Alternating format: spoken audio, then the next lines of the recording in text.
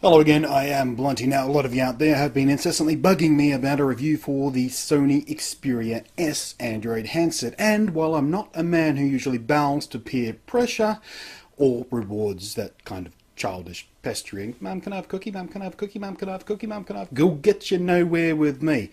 I am going to review the Sony Xperia S because it's a phone worth reviewing, because it is in fact the first Sony only Android handset that's hit the market. Sony Ericsson no longer being a thing because Sony bought out Ericsson's share of that whole cake. So here's my take on the Sony Xperia S. Here it is, Sony's first solo adventure into the Wild West of Android land, the Xperia S. First thing to hit you in the face is, of course, the screen. Bright, crisp, beautiful, and sideways it has a native resolution of 1280 by 720, so any 720p video you expose your eyeballs to on it is going to look freaking fantastic. Underneath is Sony's Bravia engine software too, making things look even more vibrant and pretty. Sitting next to the iPhone 4S, its svelte body wrapped around that 4.3 inches of screen, it looks tall and slender. Its running guts consist of a 1.5 gig dual-core CPU and an Adreno 220 GPU, a gig of RAM and 32 gigs of storage on board. Nothing spectacular by today's standards, but easily enough grunt to keep most people quite happy day to day. It's currently sporting Android 2.3 or Gingerbread, but a 4.0 or Ice Cream Sandwich update will be arriving very soon. Have I mentioned recently how much I hate Android's dessert-themed code names for their Android versions? Because I do. It's very, very stupid and confusing for the end-user market. Who out there is supposed to know that Ice Cream Sandwich is a later or newer version than Gingerbread? Who knows that stuff? Just call it a number so people know what version it's at and where they're... Anyway, I'm derailing myself. Back to the review. Something that frustrated me was the buttons for home settings and back, because they aren't buttons at all but touch-sensitive areas marked only by a tiny dot, and they were often unresponsive if not touched in exactly the right way or spot, or with the wind blowing a certain way, or with the right finger. I never did nail down why it simply ignored my attempts at inputs sporadically, but it did, and it was annoying. That said, those non-button buttons were, with only one other exception, which we'll hit on in a moment, pretty much the only things I didn't like. Everything else was snappy, responsive, and sensible. I'm not going to drill down in much detail about the interface, as it's pretty much the same as every other current Xperia Android phone, and I've been over it in other reviews, but suffice to say it's a pretty pleasant Android experience. Another pretty pleasant thing is a HDMI output and a dedicated camera shutter button alongside the standard volume rocker keys. The Xperia S also features a nice little design element. The buttons, which aren't buttons, don't have their own backlight beyond a barely visible pinprick of a dot for being able to see them in dark conditions, but underneath is a completely transparent bar which does light up and has the appropriate icons on it, so you can stare blindly somewhere above them hoping to hit the right spot for those tiny little touchpad button thingies. It's pretty, but it's actually quite useless. It's not even used as a notification light, which would have made sense to me, as you could have seen that even if your phone was face down, but no, it's not.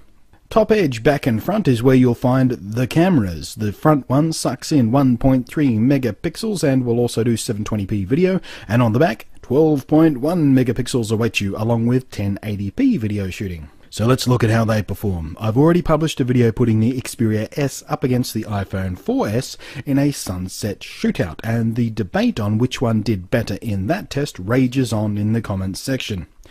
But on its own merits, it measures up somewhere between not bad and pretty damn nice. It produces a nice image with decent sharpness that's consistent across the frame. It does a pretty nice job at managing white balance in the auto setting, and the color accuracy, saturation, and contrast are all handled decently.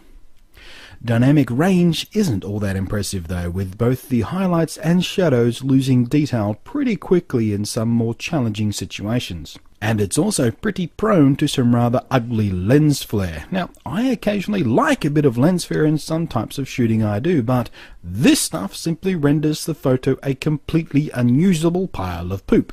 Delete it, it's useless. But like any camera, once you learn where its limits are, you can dance around them, or indeed with them, to get some very nice results. The macro focus mode was especially good, I found, with good sharp focus and very pleasant background blurring. The front camera, while being wildly better than most front facers, especially the miserable crap Apple jams in the front of their gear, it still isn't what I'd call great, but it's certainly okay for casual self-portraits and the like. But it's even worse with the lens flare, so be careful. In low light, the high megapixel count crammed onto that tiny sensor means you'll be getting some ugly grain and noise. This is why more megapixels isn't always better. But up against most other camera phones, it's actually pretty usable in subdued lighting.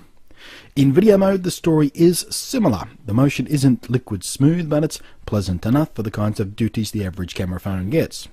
The same issues with dynamic range still apply, of course. I don't mind crushing the blacks a bit, but losing definition and detail in the highlights is a bit of a problem. But at least the image is crisp and clean with good color and contrast. It's not as enriched as what the iPhone gives you, but what it misses out on in saturation it gets back by looking a bit more natural. It has a stabilization option too for the shaky-handed out there, and while it does make a difference, it's not dramatic. The big problem with video mode, though, is the fact that the focus can be improbably slow, and anytime you ask it to refocus on something, or worse still, it tries to do it automatically on its own whim, you're in for a good 5 to 8 seconds of unusable footage while it lethargically attempts to lock. I've seen glacial drifts that move faster than the focus mechanism on this camera. It's a little bit ridiculous. But the focus was usually well behaved, and all in all it's a decent camera worthy of sucking in quite usable video and very pleasant stills. Now, as for that front camera, which is fixed focus by the way, in video mode you'll face the same limitation as stills. It's not great at exposure metering, it's worse at dynamic range, but if you keep your face out of direct sun it does okay. All in all, considering the competition in front-facing cameras, bloody brilliant, I thought. And as you can hear for yourself, the audio's... it works. At the end of the day, the Sony Xperia S is a pretty decent Android phone. It's not king of the hill, but then again it's not supposed to be. Sony didn't make the Xperia S to be the high-end, super fancy flagship model do-everything whoop-de-doo. They made it to be a very good, affordable mid-range handset for the average person. It's quick, it's light, it has a great screen, pleasing design lines, and decent cameras. It has a couple of quirks to stub your toe on occasionally, but nothing that really outweighs the good stuff. And it's only going to get nicer when its confirmed Android 4.0 update arrives. So that's the Sony Xperia S. Thanks for watching. I am Blunty, and I will catch you next time.